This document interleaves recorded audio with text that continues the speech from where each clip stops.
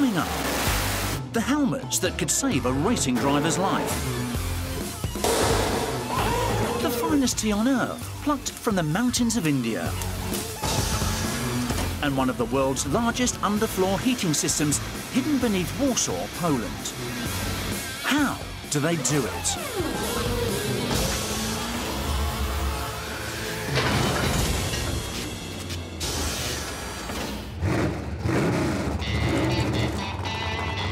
San Antonio Raceway, Texas.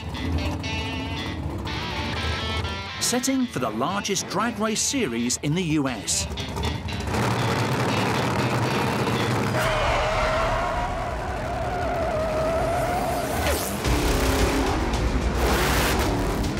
Some of these cars reach over 500 kilometers an hour. For drivers, the difference between life and death could be a good racing helmet.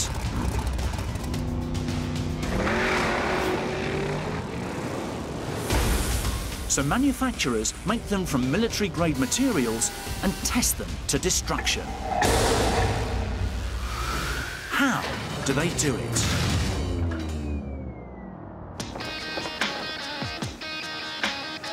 New Braunfels, Texas. Founded in 1959, Simpson Performance Products is one of the leading suppliers of safety belts, fire suits and super strong helmets for all kinds of motor racing. And they're the helmet of choice for dozens of Indy 500 drivers.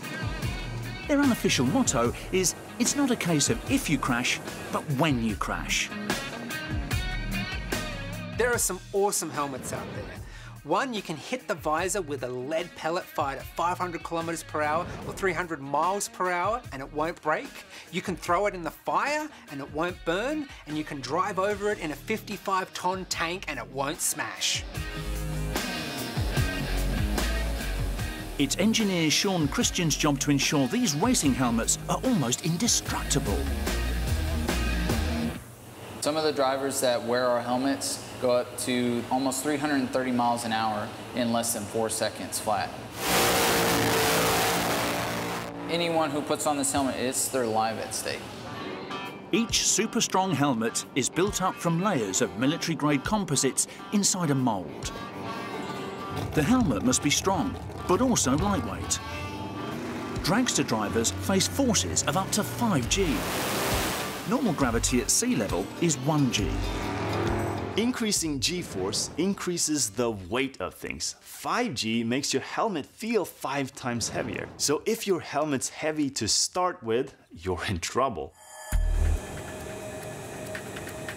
To keep the weight down while still protecting the driver's skull, they use a special tri-weave that combines carbon fibre, fiberglass and bulletproof Kevlar.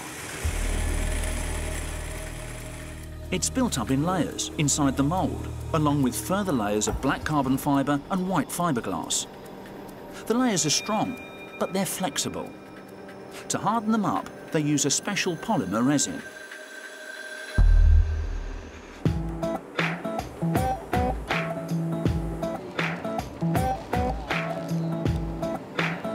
Before the resin hardens, they must remove any air pockets. So they put the mould in a vacuum bag. A hose sucks out trapped air and compresses the layers together. Any slight air leak here jeopardizes the structural strength of the helmet. Silence. This woman's job is to listen for the hiss of a puncture. After curing for up to 1 hour under heat lamps, the resin has set, forming a super tough shell. But it's stuck inside the mould. If we said they smash it out with a hammer, you might think we'd had a bump to the head. But remarkably, it's true. A few choice strikes and the mould drops away, leaving the helmet inside unscathed. Then it's straight into another mould to drill holes where the visor will be attached. The helmet currently has rough edges, but it needs to be super smooth. So imperfections and ridges are sanded and smoothed away before it's ready for painting. A coat of primer and a coat of paint, and it's starting to look the part. The problem now is it's too hard. It needs some cushioning inside. So they fit a 30mm thick liner made from expanded polystyrene foam. This padding could buy enough time to save a racer's life. In a crash, if the foam lining slows the head down by just 10 milliseconds, the force of the impact decreases tenfold. A good helmet will cut the impact on your head from 5 tons to about a half a ton, which is the difference between being stuck under an elephant and being stuck under a horse. Neither is good, but I know which one is worse. A strong, shock-absorbing helmet is all well and good, but if it comes off in a crash, it's not much use. So a chin strap is secured by metal screws on either side of the helmet.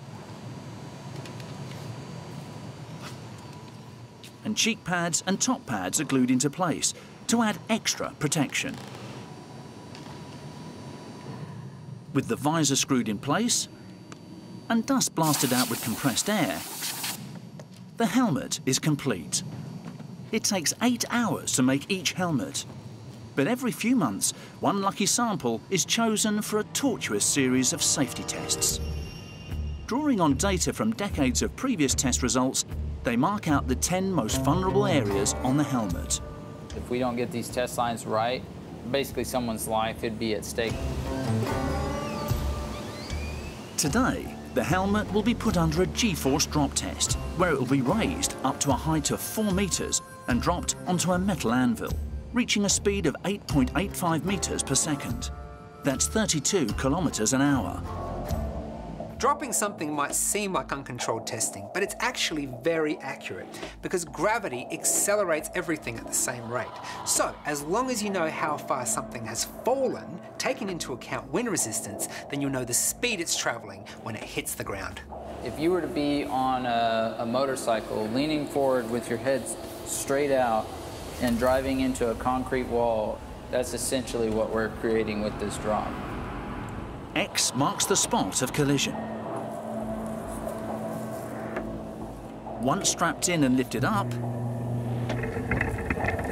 the only way is down.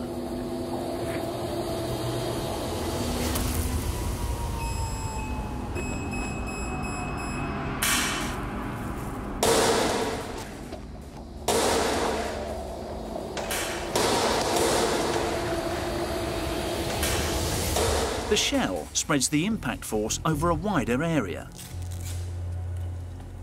The brake indicates that the shell and the lining inside has taken the brunt of the collision, as opposed to a driver's skull. The helmet passes the test. When you go down to the racetrack and you see the drivers themselves wearing Simpson helmets, and then you see how fast they go, it puts everything into perspective that what we're doing here is extremely serious and there's no room for error.